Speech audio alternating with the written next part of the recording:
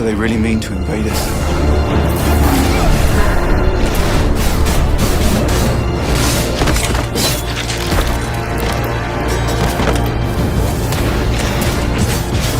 The Archduke's son.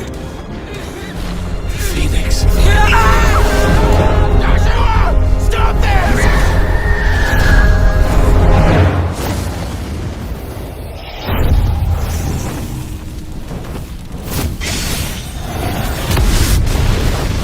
Second icon of fire. But that's impossible.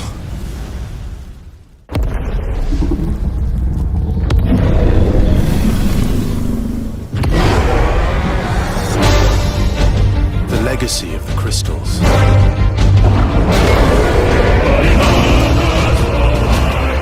Has shaped our history.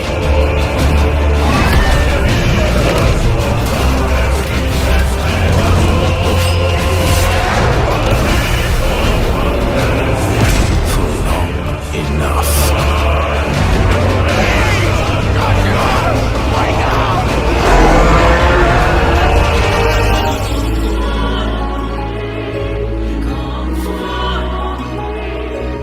I'll kill you. If it's the last thing I do.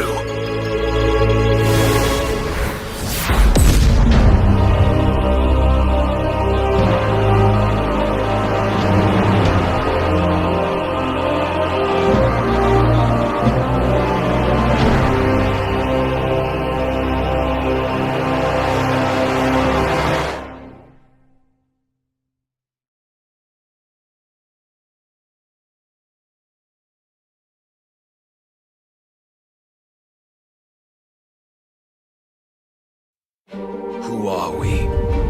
What are the dominants? The power we wield. It wears away at our very being. It breaks us. It unmakes us. That its immaculate aspect might reveal itself. The Eikon. There's going to be another war, isn't there? Every day we delay brings us closer to disaster. We must move now.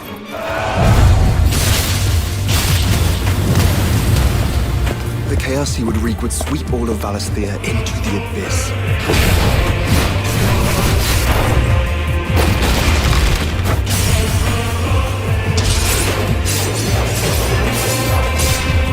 I unite the dominants, that we may bring an end to the strife, and found a new order to see us unto tomorrow.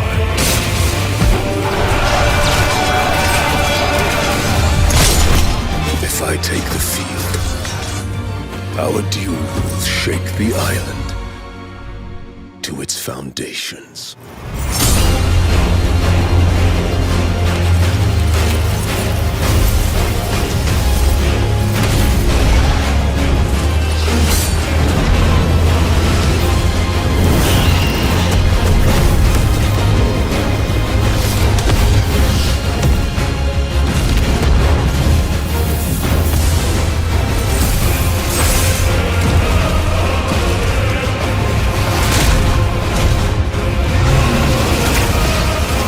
There will be losses, it is true.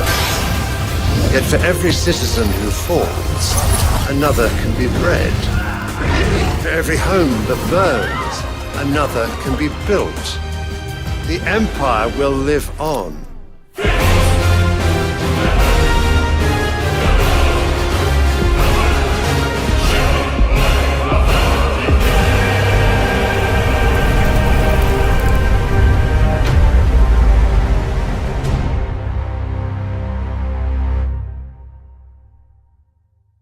Awaken, child of fate. Awaken, Ifrit.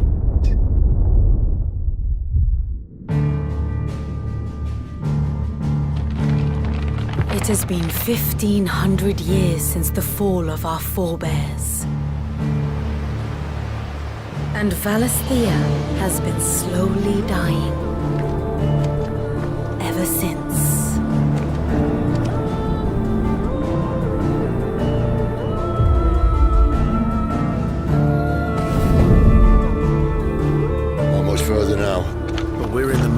deadlands. The blight sucked this place dry. Meaning no trees, no birds, and no magic. Darkness spreads as day gives way to twilight. The Mother's flame now all but a flicker. We cannot live without the blessing of the crystals. And the crystals work their magic through us. You have been blessed, Joshua. But who shall claim their fading light? The Grand Duchy of Rosaria, bastion of tradition. At the very least, we must secure Drake's breath. The Holy Empire of San Brek, where ambition is divine. The Imperial banner shall fly over every city in storm. All shall bow before their emperor. The Dalmekian Republic, whose fortunes shift with the desert sands. And what of our wise rulers? Goaded into war without any thought as to what chaos it might reap. The Iron Kingdom, forged in faith and fear. Their souls were sullied with the stain of ether. I merely cleansed them of their corruption. Or the Kingdom of Waloed, indomitable in its isolation. The dark swallows more of the realm with each passing day. And as the fringes fade, the people flock to the mother crystals. From a single spark, will the land ignite? In the year 860, the Imperial army will march upon Rosaria. And from the slaughter shall a new shadow rise.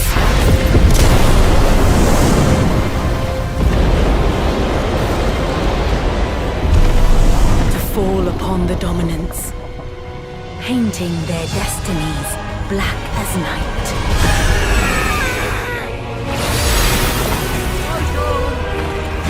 Our ability to summon beasts of great might should command respect, but instead has left us outcasts. And so I became their puppet. What makes them think they have the right to use us? To leave us to die when our bodies are spent? I'll crush him! Flay him!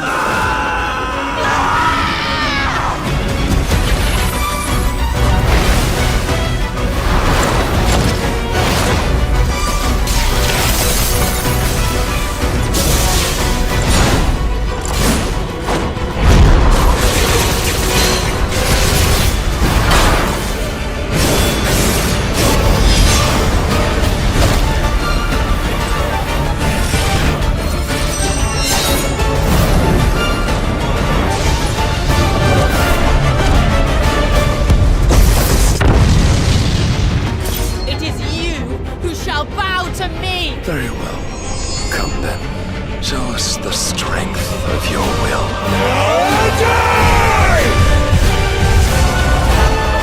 Rise, ye crownless kings. A reckoning is upon you. A war of the Eikon.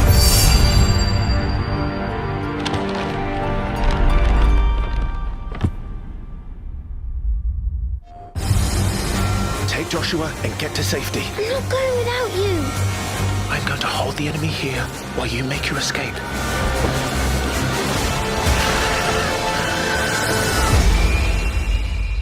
Your Highness! Run! No! Clive! Joshua!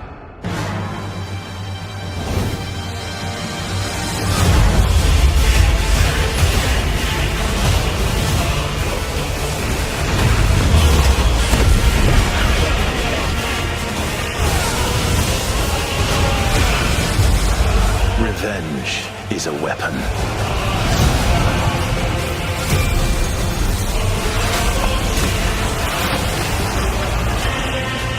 I sometimes wonder if I am controlling it, or if it's controlling me.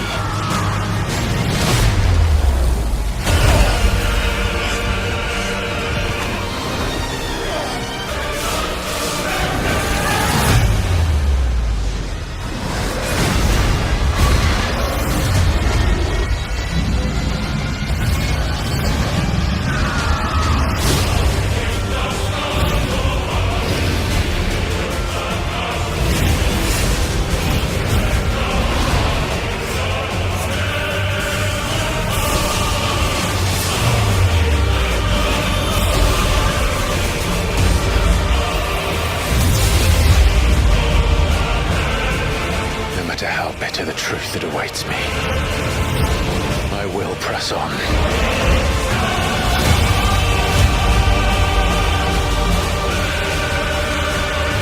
Good boy. What do we do? The usual. 13 years I've waited for this chance. I would be dying today. Come to me, Ifrit!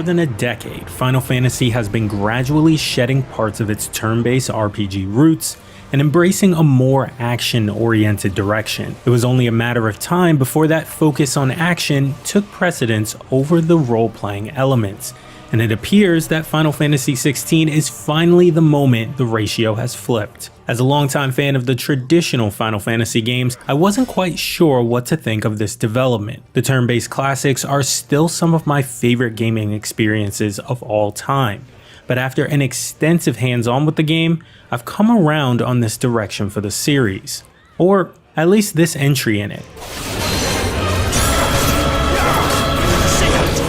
If Final Fantasy is an action franchise now, at least it's shaping up to be a damn good one. This isn't to say the game lacks fantastical elements like mythical beasts and magic spells, but those are used to complement the story and action rather than as a layer of menu abstraction. In the fictional high fantasy world of Valisthea, an extremely small number of mortals are innately gifted as dominants, hosts for supernatural icons, which longtime Final Fantasy fans will recognize as summoned creatures. Icons are essentially weapons of mass destruction, and the various nation states use their icons as symbols of their power and culture. The dominants are respected, feared, and sometimes even exploited by their respective nations, as the implied threat of the icons keeps other nations in check. The protagonist Clive's brother, Joshua, was given a place of honor as the dominant of Phoenix, the aspect of fire. Clive's journey is one of revenge, as an attack from an invading army and a mysterious previously unseen icon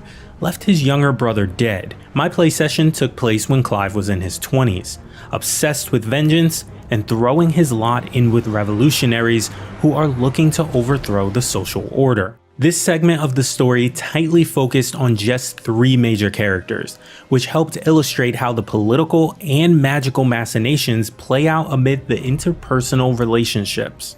Clive was accompanied by Sidolphus Talaman, this game's Cid, another Final Fantasy mainstay, who is both a freedom fighter for magical refugees and the dominant of Rama, the aspect of lightning. Their mission brought them to a castle guarded by Benedicta Harmon, the dormant of Garuda, aspect of wind, and apparently Cid's old flame. Clive was also accompanied by his loyal and very good boy dog, Torgal, who acts as a consistent companion character in battle.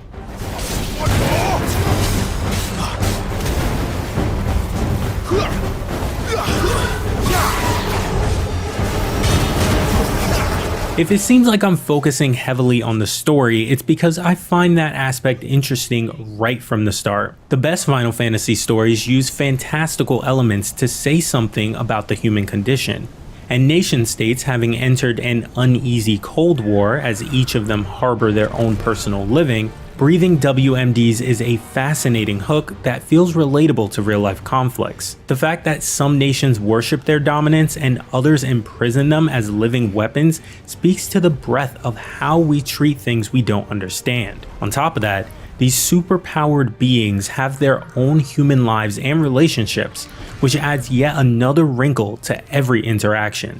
It's the interplay of all these disparate elements that stands out the most, and made me care about the characters as I explored. An engaging story wouldn't amount to much without a strong battle system to back it up, and on that front, I was more skeptical.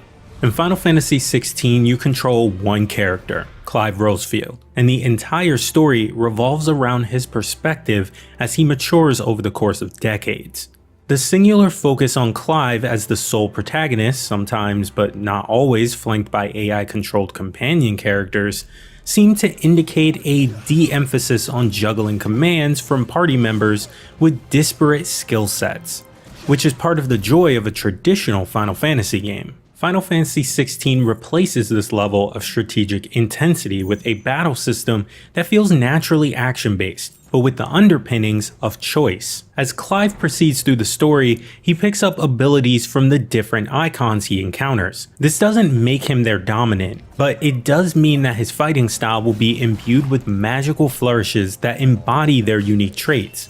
For the demo, he had blessings of Phoenix, Fire, Garuda, Wind, and Titan, Earth. You can swap between these on the fly, and use their unique spell abilities to complement your array of melee attacks. Phoenix, for example, is particularly agile and able to close gaps, while Garuda is better for air juggles and reaching out with its harpy-like claws to grab enemies from afar. Titan feels very different from both of these, with heavy attacks that often require a brief charge to deliver their full impact. The combat system not only allows but demands that you sweep between these abilities, since each of them has its own cooldown that will be in various states of recharging while you swap to another. But the cooldowns were generous. You're clearly intended to use the full suite of moves quickly and to swap between them constantly. At first, I found swapping between these disorienting, especially when I would tap a Titan ability, having forgotten it requires a charged button hold instead. But after only a couple of hours, it felt much more natural, and I could see room for a great deal of flexibility in the system.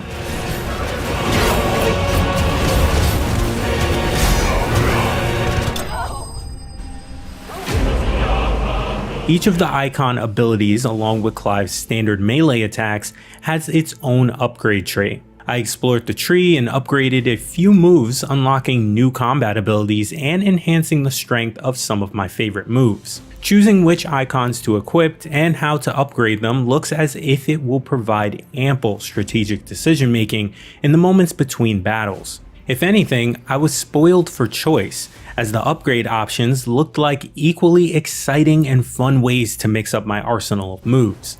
These choices then pay off with white-knuckled combat when you're in the thick of a fight. Square Enix boasts that it brought on Devil May Cry veteran Ryota Suzuki as its battle designer, and the moment-to-moment melee combat mixed with magical ranged abilities certainly felt reminiscent of Dante and Nero. The game that most came to mind when I played though was another action franchise, God of War. That's because the melee battles are punctuated by Eikon battles, uniquely built action set pieces that feel markedly different than the standard battles and are particularly exciting. While traversing the castle, I came face to face with Benedicta, an enjoyably scenery-chewing antagonist with dramatic flair. Benedicta first called on the aspect of Garuda to a limited degree, turning into a superpowered demi-human version of herself with wings. Cid met her in kind, half transforming into Rama, resulting in a clash of superpowered beings that still looked roughly like their human characters, and still acting with their own human motivations. The ensuing battle involved fighting two other harpy-like creatures that she summoned and later referred to as her sisters, and then progressed to fighting her in half Eikon form on a tower rooftop. It was a test of skill for all I had learned up to that point, while also tossing in cinematic story elements. Bad luck. One moment, when Toro leaped to my defense, clenched his jaw around Benedicta's neck, was a real fist-pumping moment for me, which isn't a feeling I often associate with this franchise. Her injuring and then tossing my canine pal aside while spitting a curse made me that much more determined to destroy her. Of course, this all led to the real set-piece moment, an Eikon-on-Eikon battle between Ifrit and Garuda. Like all Eikon battles, this was crafted to be its own distinct encounter, pitting Ifrit's ability and brute strength against Garuda's ability to control the battlefield with the wind. And it was an absolute blast. A kaiju battle come to life with all the dramatic underpinnings of the human story that had informed it. The uniqueness of the encounter meant that I was largely learning its mechanics on the fly, but this didn't feel like it was meant to be challenging like the traditional melee combat. Instead, it was made to be a spectacle and something to reward all of the effort leading up to that point.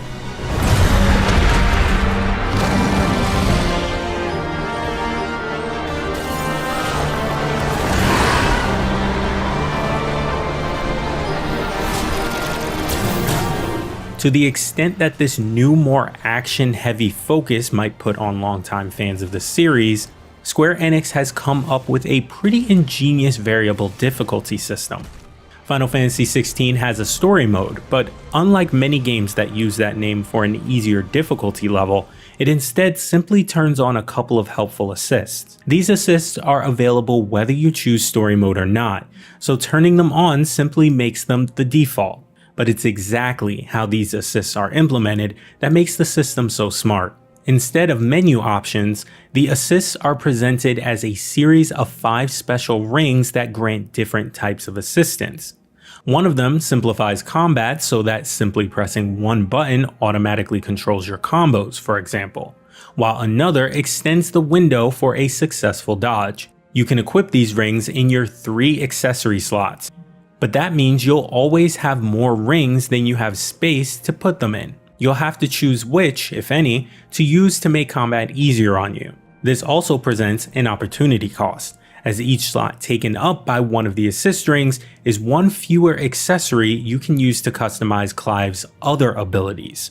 The whole system seems thoughtful and elegant, letting you still feel the thrill of combat while gently nudging you towards removing the training wheels as you get more comfortable. This new focus on action combat does come at a price though. Square Enix has already stated that Final Fantasy XVI doesn't use an open world structure, which may remove some of the expansive scope and awe of the traditional Final Fantasy game. My play session consisted of a fairly straightforward level design with only brief side paths to discover some treasures and then proceed along the main path. The producers noted that the full game has wider spaces, which should provide a sense of exploration, but I didn't experience them for myself. A narrower level structure may just be the nature of this genre shift. As Final Fantasy XVI crosses the threshold into full-fledged action spectacle, some aspects are bound to feel different than RPG fans have grown accustomed to.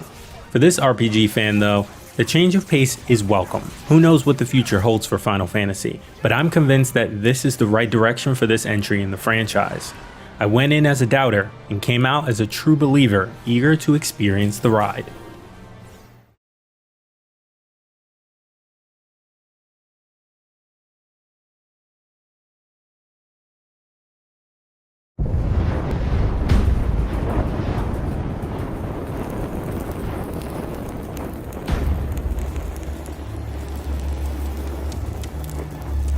You all know the target. Shiva's dominant. And only the dominant. How do we even know the girl will be among us? Our kind do not question orders. We follow them. Sergeant, let's summon their Eikon. Eikon? That thing's a bloody mountain.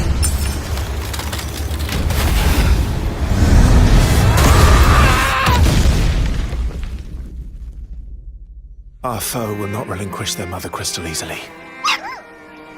This will be a bitter fight. You should not be out of doors. We have discussed this. Come, Joshua. Your father will be expecting us. I am Joshua's shield. I'm sworn to protect him.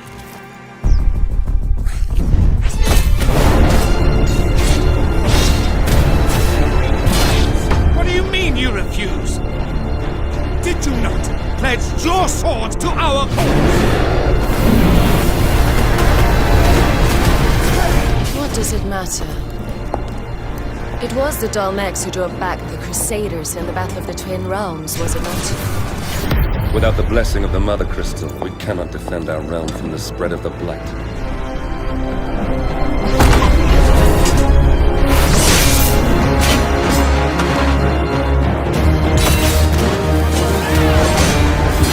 So they sit in the Dragoons. Imperial Vipers. Do they really mean to invade us?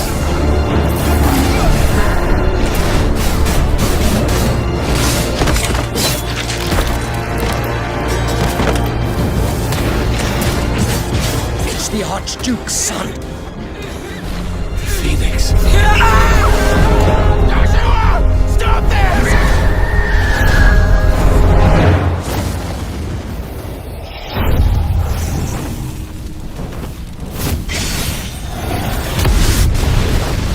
Second icon of fire.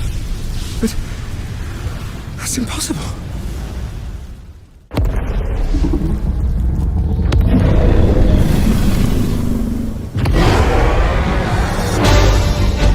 The legacy of the crystals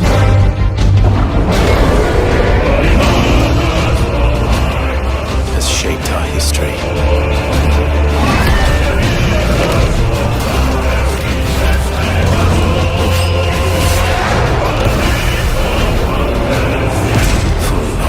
Enough.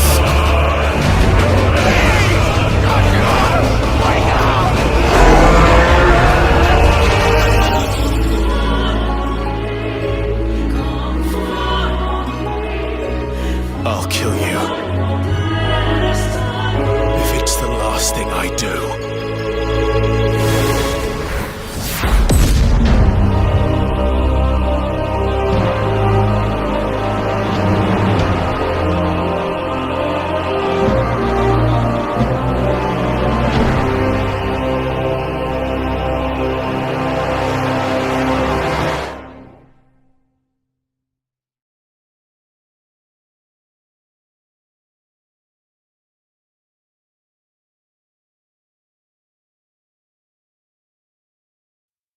Who are we? What are the dominants? The power we wield. It wears away at our very being. It breaks us. It unmakes us.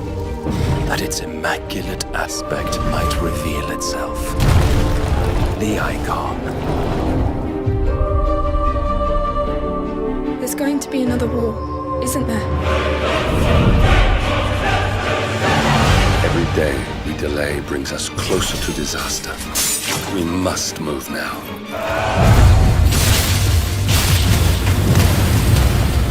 The chaos he would wreak would sweep all of Valisthea into the abyss.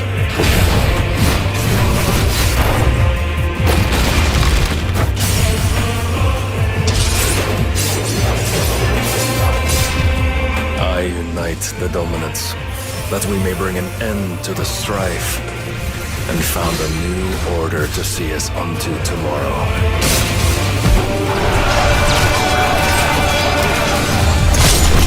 If I take the field, our duel will shake the island to its foundations.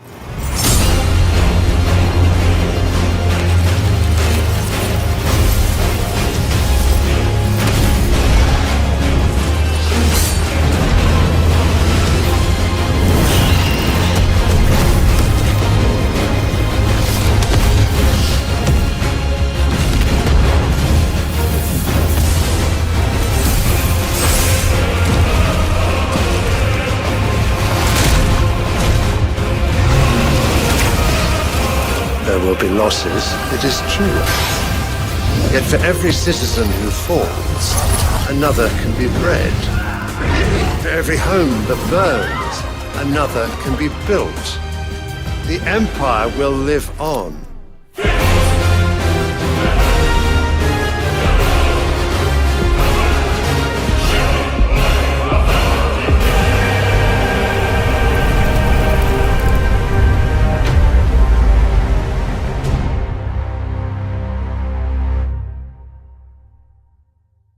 Awaken, child of fate. Awaken, Ifrit.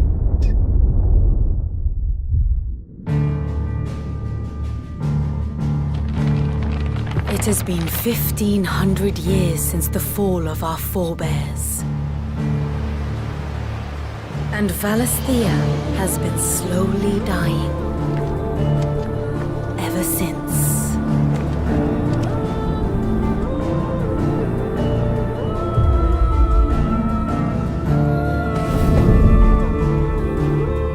Further now. But we're in the middle of the Deadlands. The blight sucked this place dry. Meaning no trees, no birds, and no magic. Darkness spreads as day gives way to twilight. The Mother's flame now all but a flicker. We cannot live without the blessing of the crystals. And the crystals work their magic through us. You have been blessed, Joshua. But who shall claim their fading light? The Grand Duchy of Rosaria, bastion of tradition. At the very least, we must secure Drake's breath. The Holy Empire of San Brek, where ambition is divine. The Imperial banner shall fly over every city in storm. All shall bow before their emperor. The Dalmekian Republic, whose fortunes shift with the desert sands. And what of our wise rulers? Goaded into war without any thought as to what chaos it might reap. The Iron Kingdom, forged in faith and fear. Their souls were sullied with the stain of ether. I merely cleansed them of their corruption. Or the Kingdom of Waloed, indomitable in its isolation. The dark swallows more of the realm with each passing day. And as the fringes fade, the people flock to the mother crystals. From a single spark, will the land ignite. In the year 860, the Imperial army will march upon Rosaria. And from the slaughter shall a new shadow rise.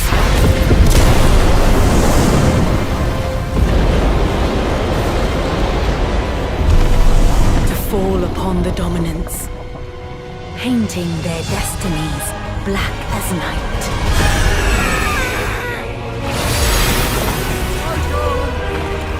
Our ability to summon beasts of great might should command respect, but instead has left us outcasts. And so I became their puppet. What makes them think they have the right to use us? To leave us to die when our bodies are spent? I'll crush him!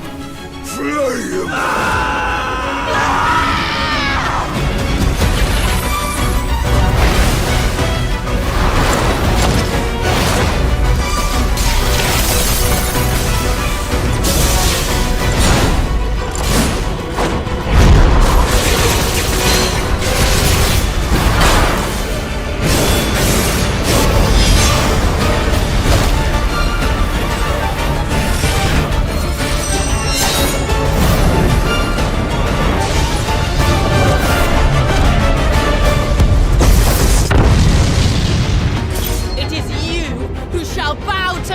Very well.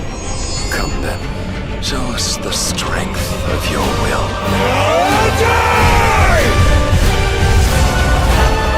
Rise, ye crownless kings. A reckoning is upon you. A war of the Eikon.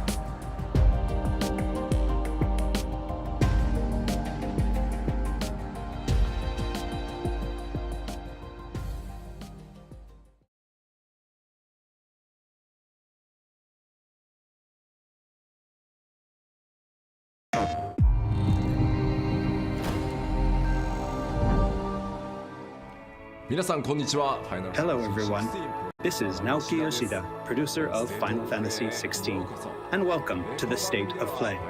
Today, I'm here to talk a little bit about the story, world, and combat system of Final Fantasy XVI, as well as reveal all new information regarding the game's wide variety of RPG elements and support systems.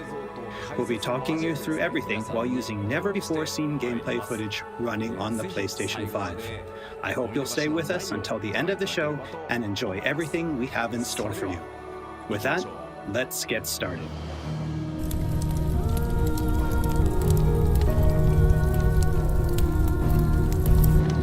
You all know the target. Shiva's dominant. And only the dominant. Focus, Wyvern. You are key to this mission's success. Yes, Sergeant.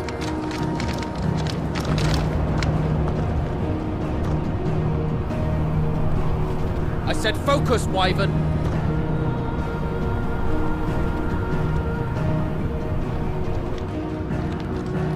Home sweet home. Allow me to welcome you to the world of Final Fantasy XVI. Final Fantasy XVI is the latest installment in the Final Fantasy series, a storied franchise with 35 years of history.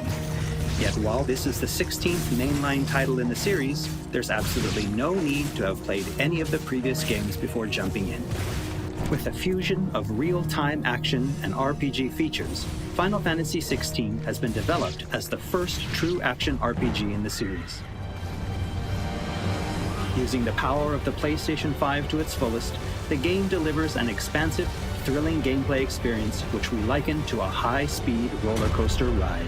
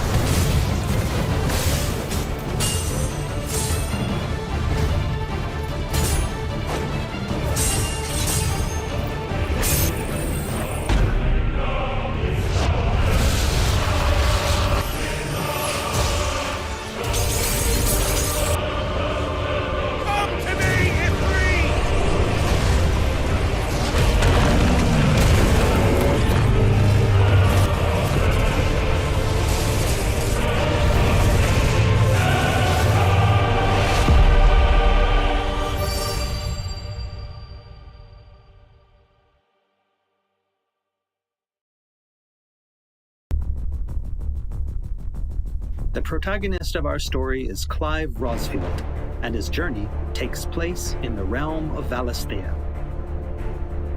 We follow the epic tale of Clive, Shield of the Grand Duchy of Rosaria, as it unfolds across 3 distinct periods in our hero's life, his teens, 20s, and 30s.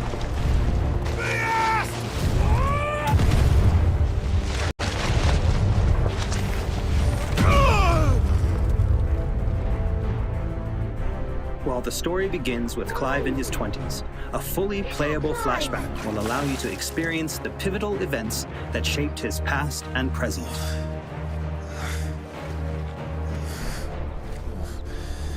And thus does the curtain open on this newest Final Fantasy adventure.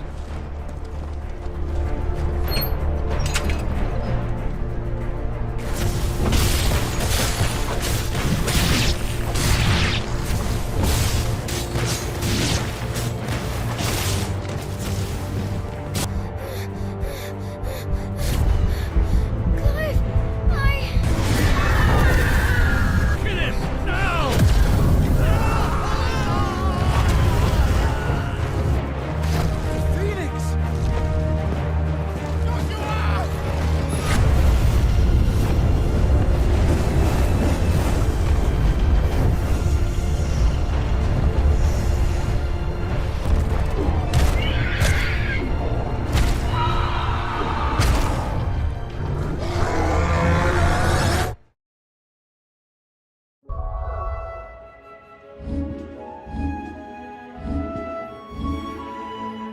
Navigation in Final Fantasy XVI is driven via a world map, with locations being added and updated as players progress through the main narrative.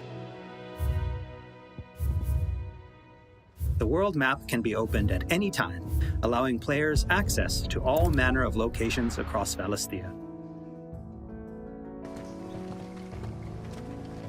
Here, players will meet new friends, encounter formidable foes, and uncover great and wondrous mysteries.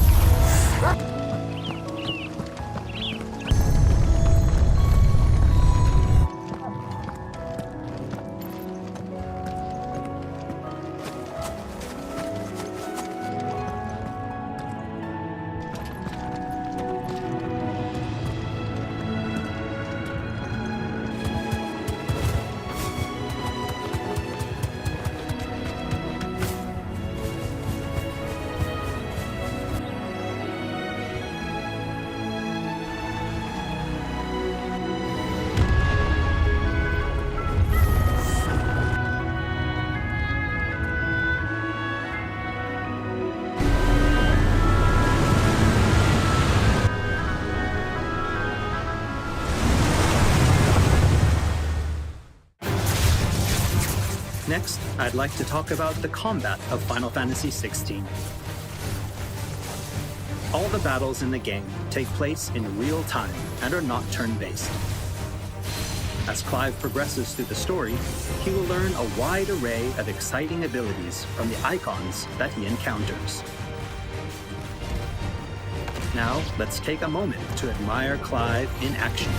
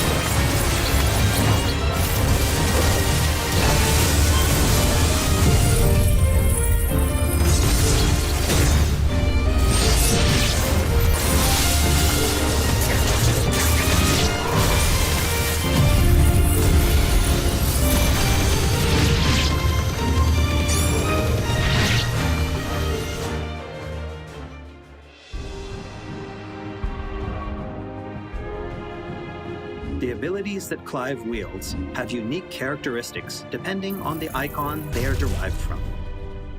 Players can use ability points, collected by defeating enemies, to unlock more abilities or upgrade existing ones. Can't decide which iconic ability to unlock or upgrade? No problem. You can let the game choose for you.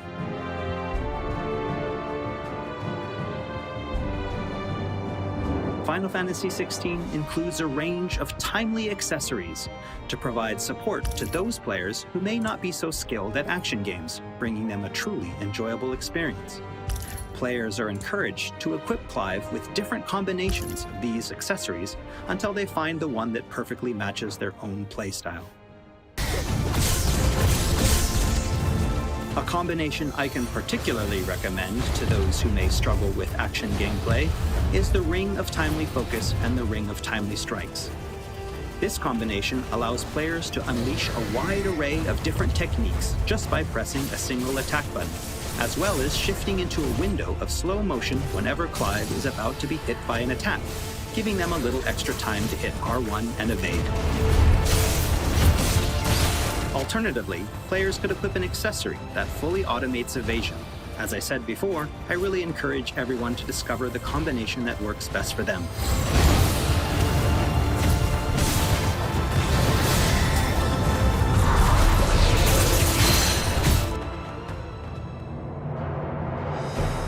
And for those who want to concentrate on the story, don't forget to choose Story Focus Mode before starting a new game. In this mode, timely accessories are automatically equipped from the start, allowing players to immerse themselves in the narrative experience without having to worry too much with the action.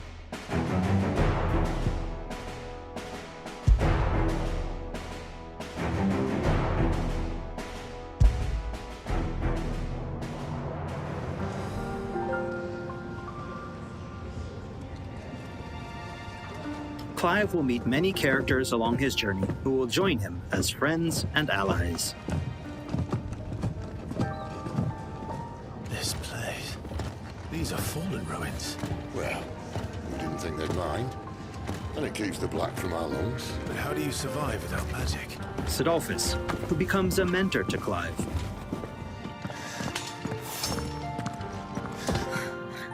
Jill, a friend from Clive's youth. It really is. Such encounters and reunions will set Clive on a path of great personal growth.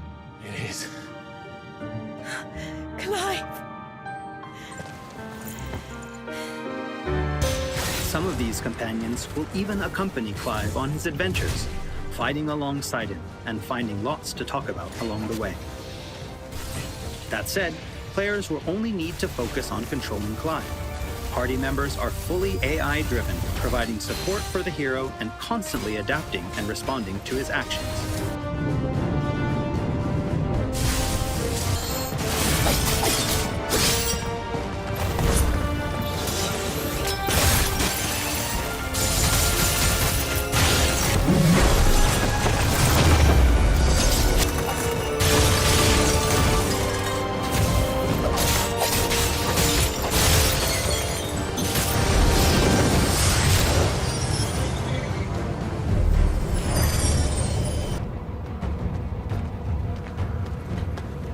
Oh, and we cannot forget Torgal.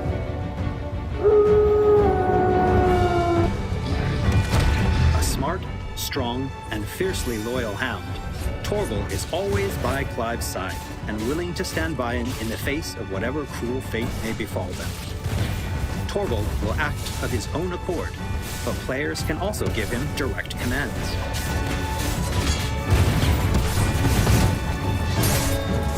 Just don't forget to give this good boy some treats every now and then. Goots, get her upstairs. But Nan will... Don't fret about Karen. I've taken care of her fee. All of it? She's the best healer this side of the belt. You've nothing to worry about. Go on, have a look around. I'll be in my solo. After progressing somewhat through the game, Clive will gain access to Sid's Hideaway.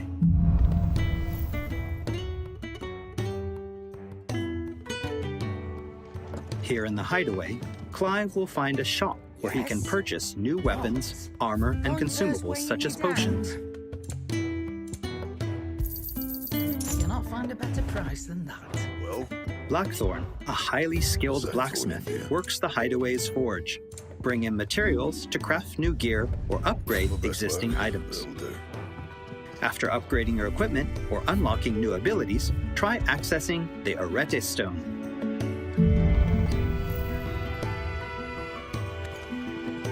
Here, players can enter a virtual training area outside the bounds of time and space, where they are free to refine and practice combos of their very own.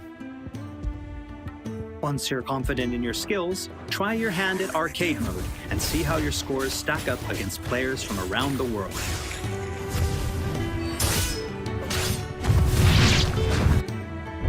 The Hideaway is home to a lot of other features as well.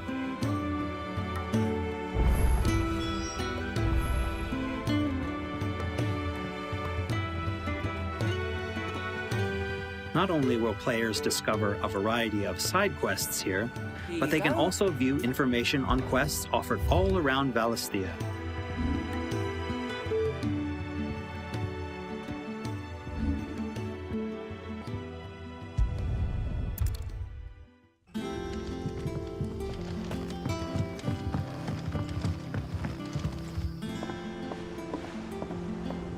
Clive? Still busy saving the world? Mid. When did you get back?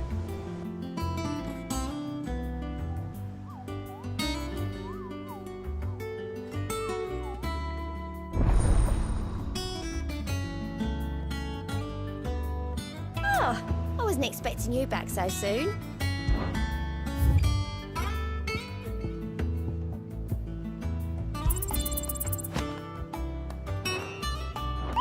Visit the hunt board to gain information on elite marks, fearsome foes lurking about the realm in desperate need of slaying. The Moogle will be your guide.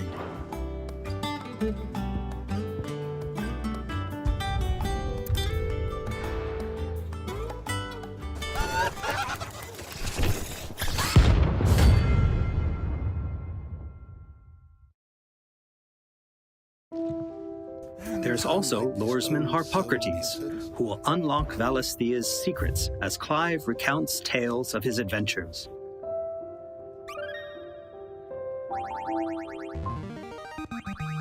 I have quite the find for you today. You wish to study the tomes?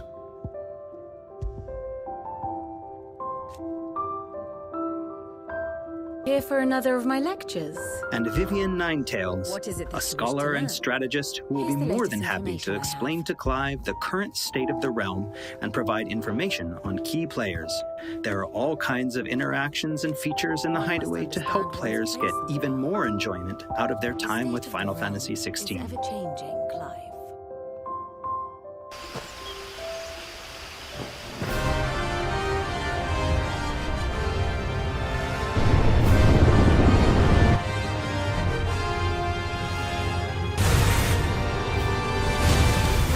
On his travels, Clive will encounter a wide array of fearsome foes.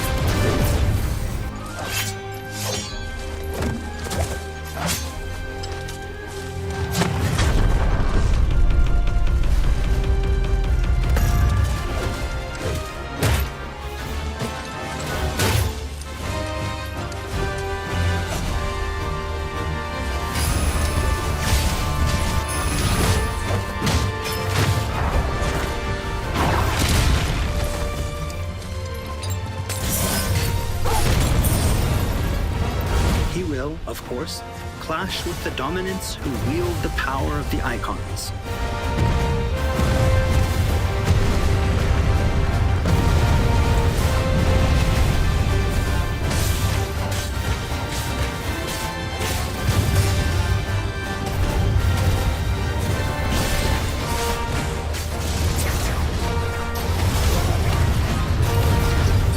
Colossal beasts who hold the surrounding lands under their sway. Mysterious constructs of the fallen, a civilization shrouded in mystery.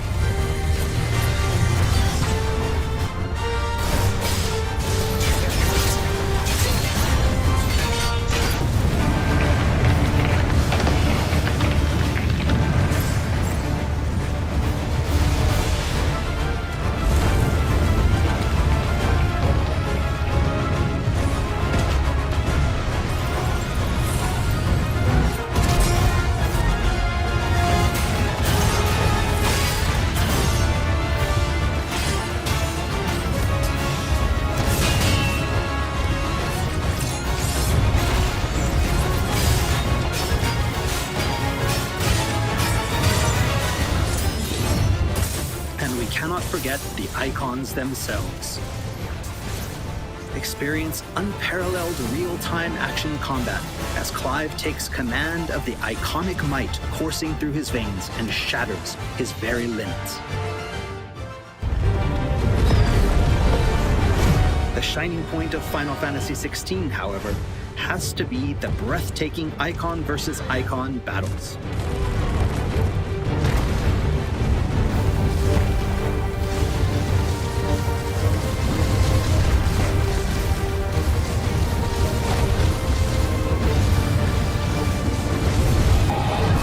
These epic confrontations all play out in real time, allowing players to control their very own Eikon with their own hands.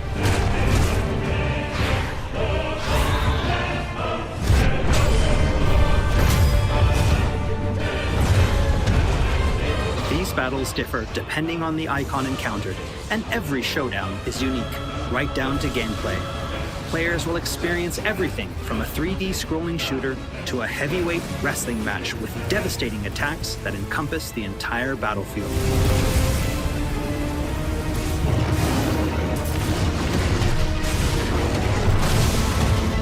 These massive scale boss battles are entirely seamless, and I can promise you heart-stopping, controller-gripping excitement. I can't wait for you to get your hands on the game for yourself.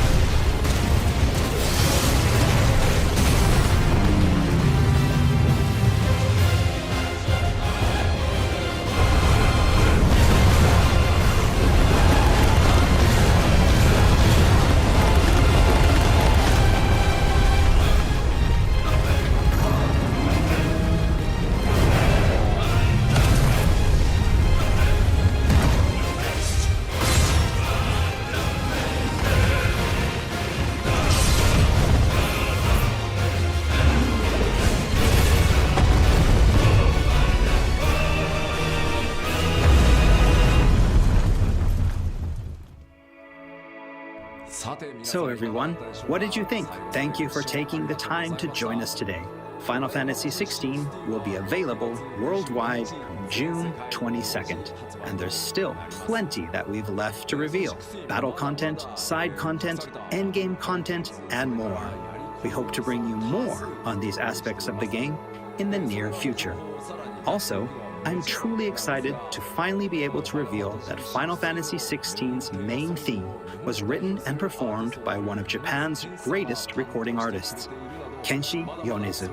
We've still got a lot more in store for you in the coming weeks, and I hope you'll all pre-order the game and join us in Valisthea on release day. This has been Naoki Yoshida, producer of Final Fantasy XVI. See you again soon. 16プロデューサーの吉田でした。